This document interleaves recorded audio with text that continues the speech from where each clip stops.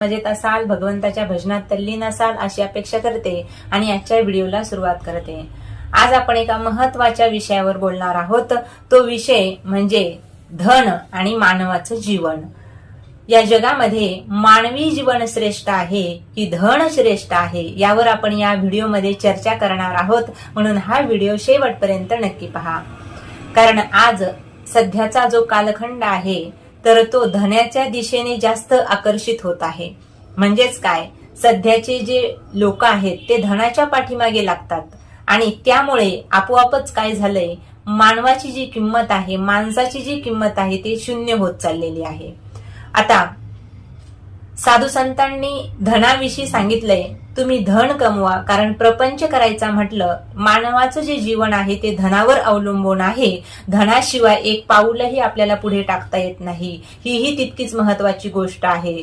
पण ते धन आपल्या घरामध्ये कशा पद्धतीने यायला पाहिजे, तर साधू संत सांगतात, जोडोनिया धन उत्तम व्यवहारे उदास विचारे वेच करी।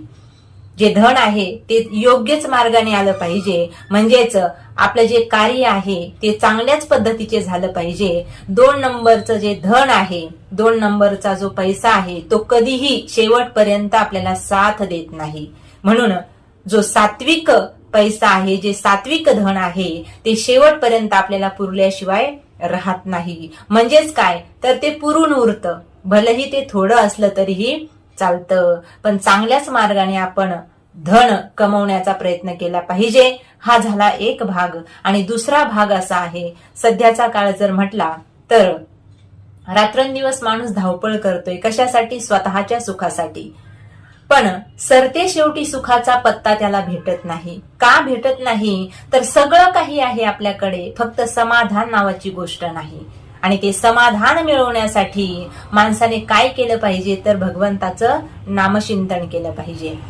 पण आता काहींचं जीवन असं आहे, फक्त रात्रंदिवस धनच ते लोक कमवतात, बाकी त्यांना काही दिसत नाही। आणि ज्या व्यक्तीच्या जीवनामध्ये धनाला जास्त किंमत आहे तो व्यक्ती माणसाला किंमत देत नाही, लक्षात घ्या। मग आता माणूस धनाला किंमत देतोय की मानवाला किंमत देतोय? पण खरं असं आहे, माणसालाच किंमत द्यायला पाहिजे। पण असं होतंय पहा, तुम्हीही बघितलं असेल, अनेक ठिकाणी असं आहे, धन खूप आहे एखाद्याकडे पण डोक्याचा अजिबात पत्ता नाही, त्याच्याकडे कसल्याच प्रकारची बुद्धी नसते, तरीही लोक त्याला मान सन्मान देतात। का? तो धनवान आहे म्हणून। आणि एखादा खूप हुशार व्यक्ती असतो, खूप त्याने समाजामध्ये खूप चांगल्या पद्धतीचं कार्य केलेलं असतं, पण त्याच्याकडे जर धन नसेल तर लोक त्याला कवडीचीही किंमत देत नाही।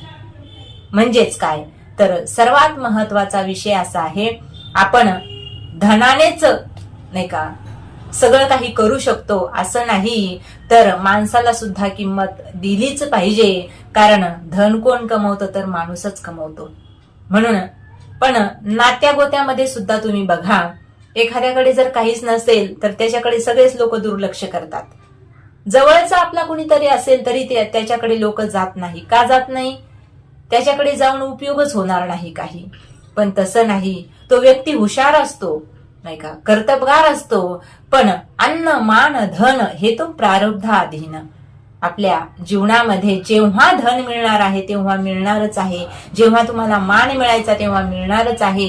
पण माणसाला किंमत द्या, धनाला किंमत देऊ नका असं मी म्हणणार नाही। धन महत्वाचं आहेच आहे, पण आज बघा तुम्ही सध्याच्या काळामध्ये सख्खे भाऊ सख्या भावाला विचारित नाहीत। किंवा आज जर बातम्या बघितल्या तर काय आहे बघा ना, धनासाठी एकमेकांचे प्राण घेणारे, एकमेकांचे जीव घेणारे लोक आहेत नाही का। अनेक बातम्या आपण वाचतो आणि ते ऐकून सगळं मन असं खिन्न होऊन जातं की काय चाललंय सध्याच्या काळामध्ये। बघा ना, पैशासाठी आता पैसा कमवणं हा काही चुकीचा मार्ग नाही का, पैसे हे कमवलेच पाहिजे, फक्त मार्ग कोणता निवडावा हे आपण स्वतःनेच अगदी विचार करून ठरवलं पाहिजे की आपण कोणत्या मार्गाने जायचं आहे। वाम मार्गाने जी लोक पैसा कमवतात ते लोक नक्कीच कुणाचा ना कुणाचा म्हणजे मानवी बळी घेतल्याशिवाय राहत नाहीत।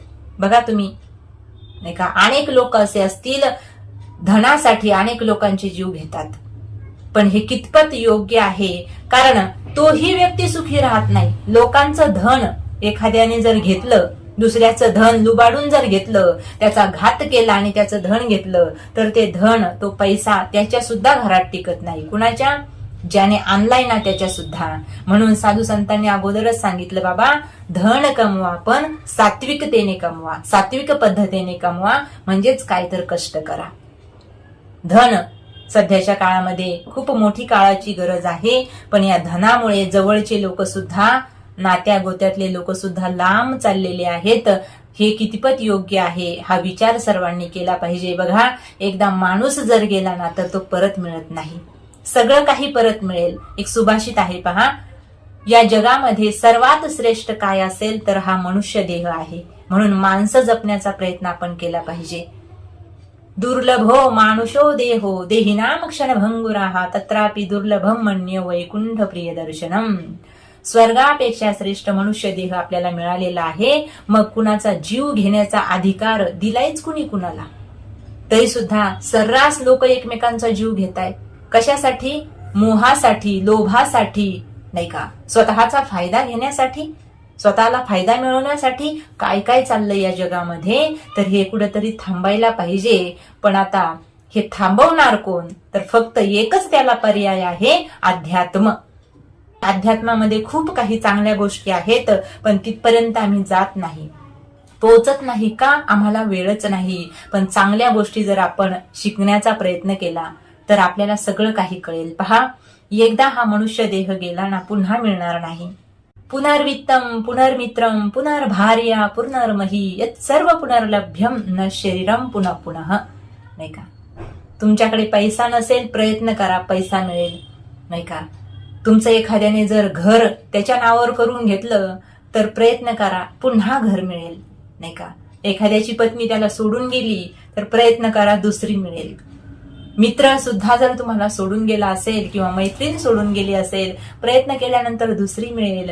पण एकदा हा नरदेह गेला ना पुन्हा मिळणार नाही. म्हणून बऱ्याच गोष्टी थांबायला हव्यात. या धनासाठी लोक एकमेकांचे जीव घ्यायला लागलेले आहेत. हे कुठेतरी थांबलं पाहिजे. आणि हे कधी थांबेल? तर ज्यावेळी सर्वच जण आपापल्या धर्माच्या सांगण्याप्रमाणे वागतील, त्यावेळी या गोष्टी आपोआप थांबणार आहेत. म्हणून प्रत्येकाने आपला जो स्वतःचा धर्म आहे त्या धर्मग्रंथांचा अभ्यास केला पाहिजे. आणि त्यामध्ये काय सांगितलंय हे जर आपल्याला समजलं, नाही का? आता प्रत्येक धर्म एकच सांगतो, खरा तो एकची धर्म जगाला प्रेमार पावी. माणसाने माणसाशी माणसासारखं वागावं, याचं नाव आहे माणुसकी. आणि ही माणुसकी आज धनाच्या लोभापायी अनेक लोक सोडून चाललेली आहेत. बहीण भाऊ एकमेकाला बोलत नाही का? या धनामुळे. आई वडील मुलांना बोलत नाही का? फक्त या पैशामुळे. नाही का? पती पत्नीत दुरावा निर्माण झाला, कशामुळे?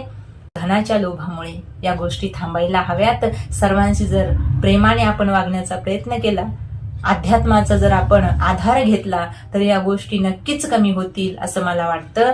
म्हणून धनाला ही किंमत द्या, पण त्याचबरोबर माणसाला, सोन्यासारख्या माणसांना मात्र दूर लोटू नका. एवढंच मला या व्हिडिओमधून सांगायचं आहे.